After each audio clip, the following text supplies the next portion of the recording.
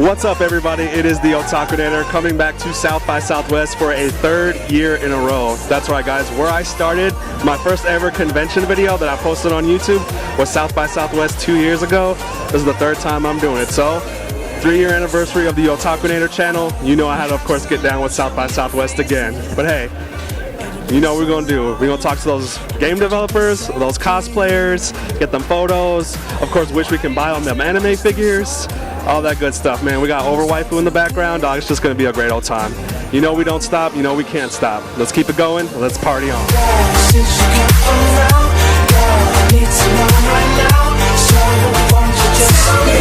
It's very likely, but no, in fact, it's gone. Instead, out back at a very big move for Godslayer on the left side. We have got a miner coming on in from B rather than a chip that's half. Alright, so I'm here with the awesome Outlaws crew.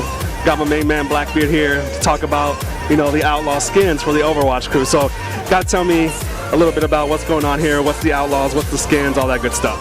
Absolutely, man. Well, hey, we are the professional Houston Overwatch team. So the Overwatch League recently franchised out, and we represent all of South Texas. So we have Houston, we have San Antonio, and we have Austin. It's an amazing time being out here at South by Southwest. The people are incredible. Everybody is so kind. It's just been fantastic. Awesome, and then I see I got a lot of cool, awesome skins on a lot of the waifus, of course. It's high noon time, all these guys, it's great. But so I gotta say, like, are these skins out, or are they about to come out, or? Yeah, man, you can get them in the Overwatch store right now. If you go down to Overwatch League, you can find the Houston Outlaws. You can go ahead and get any of the ones that you want. Nice, yeah, I definitely like, like the 90s, like steampunk looking style, like, or not steampunk, sorry, I meant cyberpunk. See, I'm getting all my freaking genres mixed up right now. But anyway, so obviously, you're a professional Overwatch team member. How many hours have you put into the game? So I don't actually play, I'm not that good. I do play Overwatch, but I'm not one of the pro players. Geez, I put several hundred. I think I'm approaching 1,000. Very nice.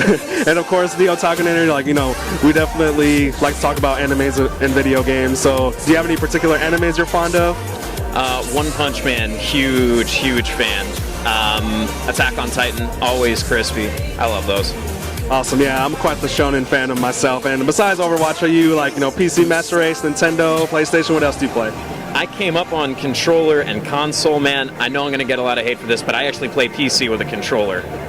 I'm sorry. Hey, I'm guilty of that crime as well. But anyway, we're going to let the Outlaws team man go. Blackbeard, thanks for talking with the Otakunator. And of course, let's keep this party going.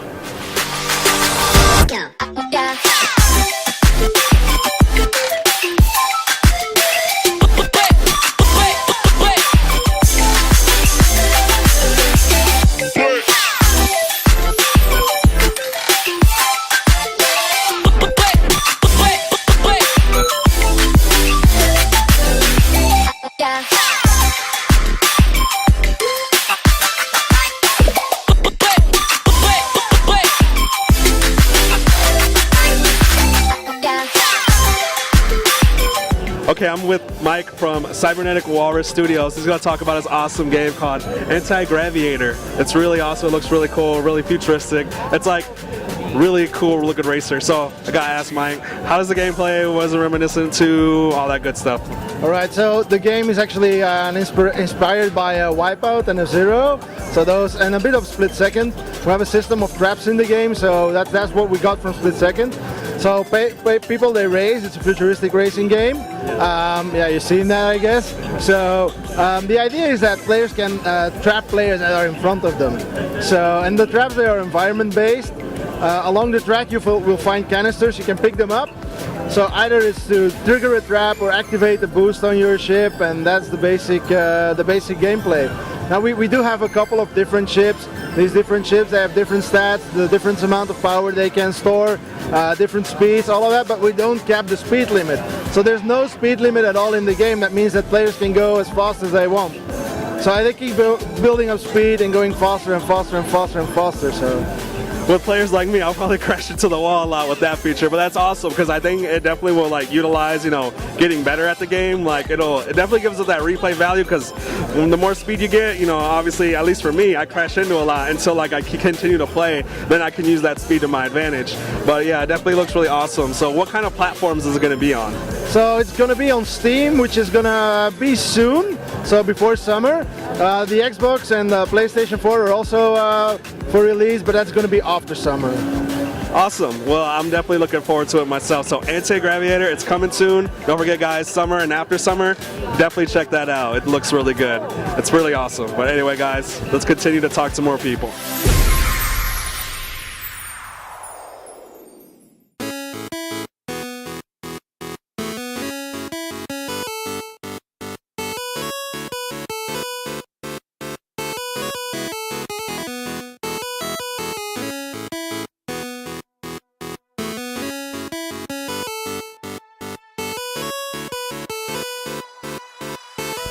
All right, so I'm with Nobi from the Awesome Tequila Works.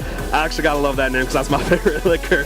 But we're here to talk about the Invisible Hours. I mean, it looks like a really cool VR game. I mean, I'm still new to the VR train. I'm still trying to like try as many games as I can out there, but it's really tough, of course, you know, doing the streams, doing the YouTube. But I'm here with Nobi, who's gonna talk a little about his game. So you gotta tell me, like, how's the gameplay, is the story, all that good stuff. Well, at least what you can tell us about the game. The game launched in October of last year, so anyone can go out and play it.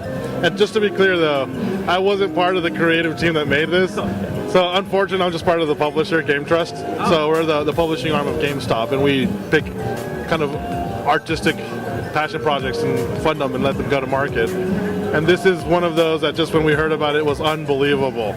It's immersive theater. So immersive theater is you go into a world and it's like a play, but every one of the actors is doing their thing even if you're not watching them. So and imagine it in VR, you land in this island and you go into this mansion and your host is dead. And there's these 7 dudes and girls here that are just like really sketchy. And so what you gotta do is you gotta follow them.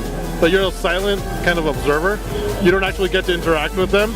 You actually just watch them and then walk around the house and picking up clues, trying to figure out who that murderer is. But what's really cool about it is Rob, our director, he's a theater guy. So what that means is he really cared about character development. Each one of these people has their own story arc. So if you're playing the game and you're following the wrong person, it doesn't really matter because it's still an amazing story that you're going to go through. So if you look, I don't know if you can see behind me, but you probably can't. Most of the people, what happens is that when you enter this a massive island, you get to look around and get to pick up things. Some of them are really relevant and some of them are not relevant at all. And those are mostly just red herrings to make you think that you know who the killer is.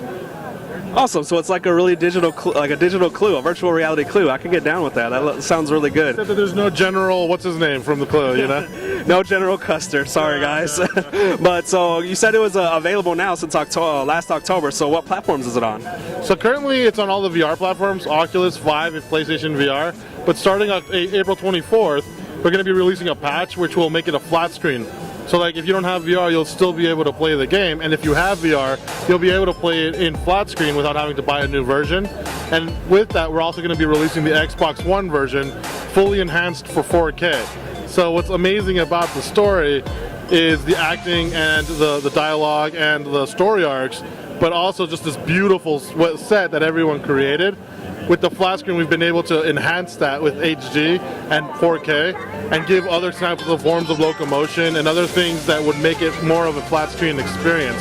So it's not a port, it's literally just grabbing the game and making it work for flat screen. So we're really proud of it. Awesome, guys. So it's coming to all platforms soon, PlayStation VR, Xbox. Of course, it's on the all VR platforms that are currently, so PlayStation VR, Oculus Rift. But anyway, guys, of course, don't forget the Invisible Hours. Go ahead and check it out. And of course, let's party on.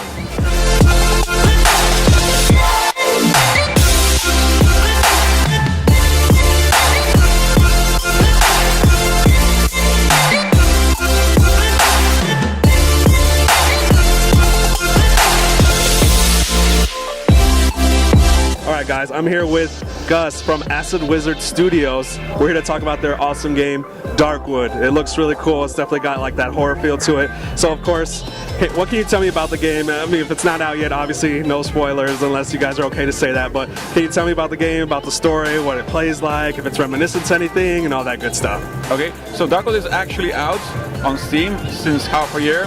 Yeah. So it's a survival horror, kind of an old school one, like the Silent Hill ones. It's from the top-down perspective, and it has no jump scares whatsoever. Maybe one or two, you know, just to keep you on your toes. But it's a game made by people who don't like horror games because we're too afraid to play them ourselves.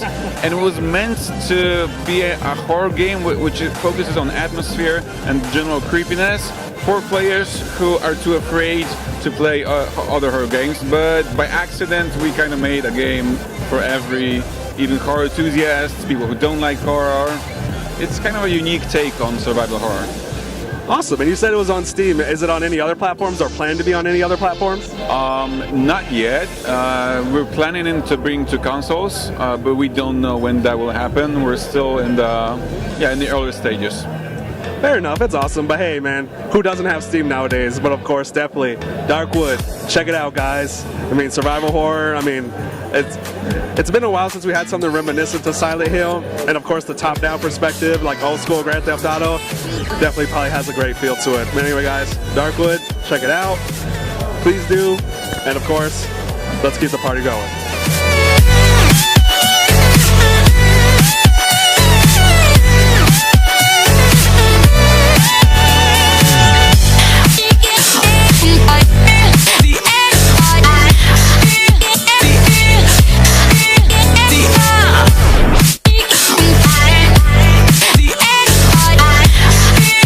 I'm here with Team Yema Corp.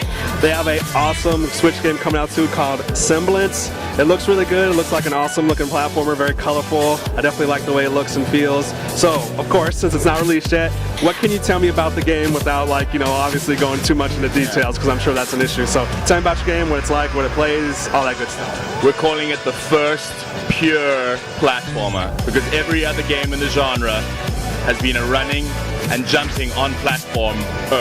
But this is the first real platformer because you can morph, shift, and change the platforms themselves because the world's made out of Play-Doh. So it's the first real platformer, that's what we like to say.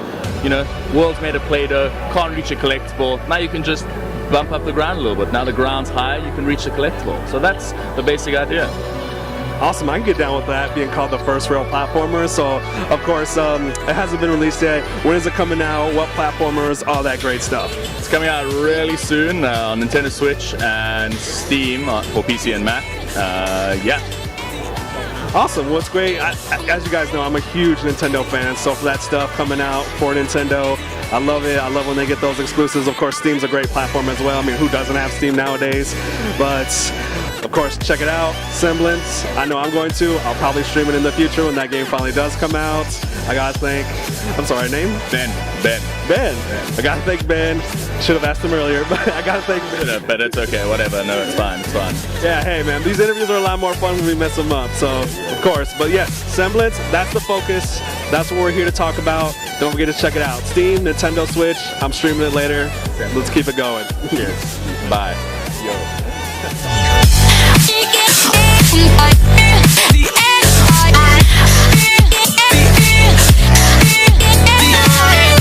So of course, 3 years ago, the Otakunator started his YouTube channel. He went to his first convention, which was South by Southwest.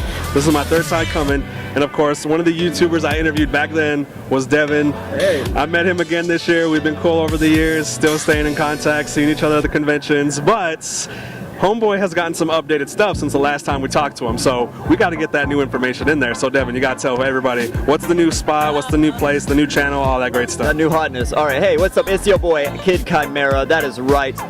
You can find me on YouTube.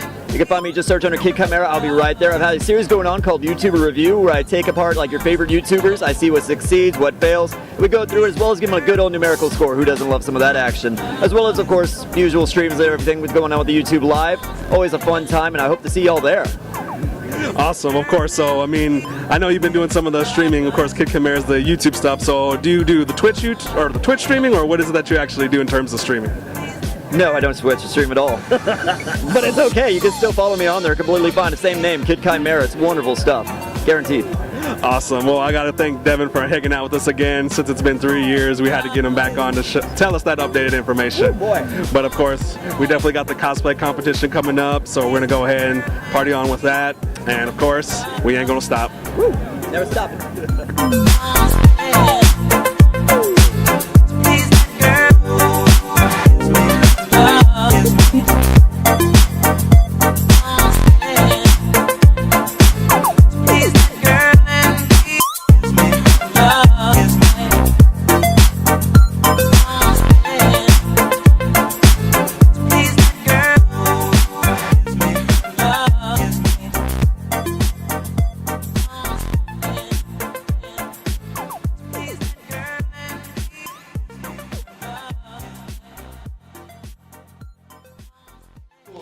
How you doing, Marcel? You looking very nice today. Like yourself, of course, I have my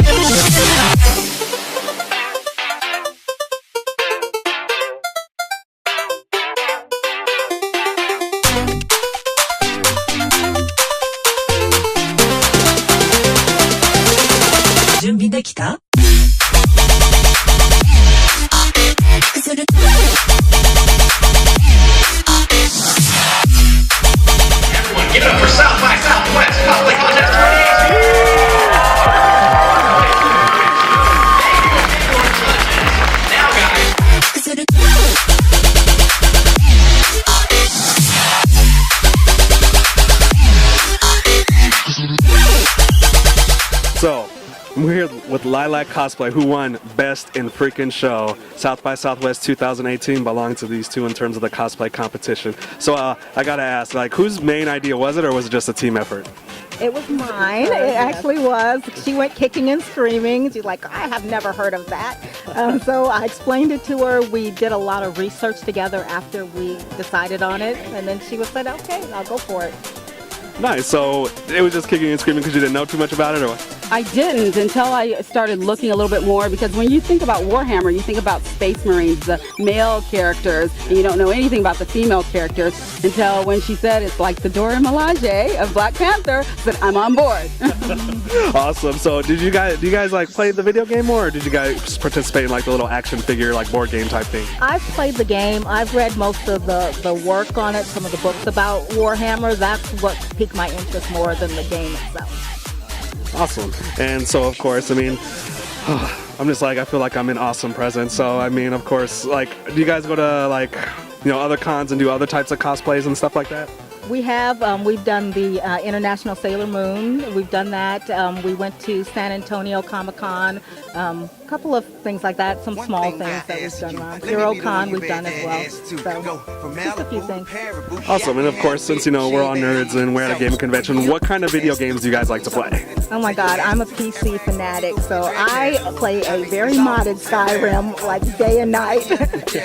And while she's on the PC, I'm on PlayStation 4 playing Skyrim. I can't get off of it at all. Awesome. Man, I gotta force myself to play PlayStation because I'm such a huge Nintendo nerd, but of course we're here with the Otakunator. So what kind of animes do you guys like to watch? Oh, Sailor Moon and Attack on Titan. Attack on Titan for sure. That's our show.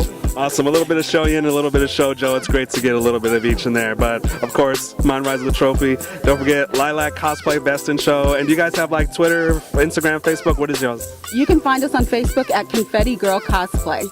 And we want to cosplay with everybody, so hit us up. Yes, same page. We're all together on that. Sounds good. Awesome. Well, I'll let the Best in Show go because we still got that Gaming Awards coming up. So we'll keep it going.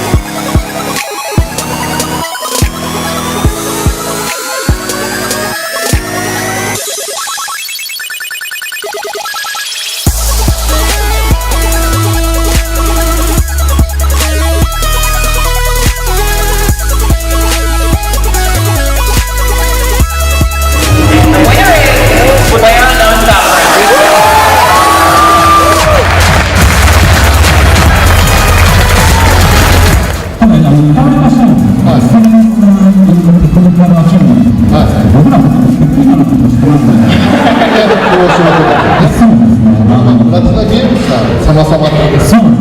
Ya, mana di situ.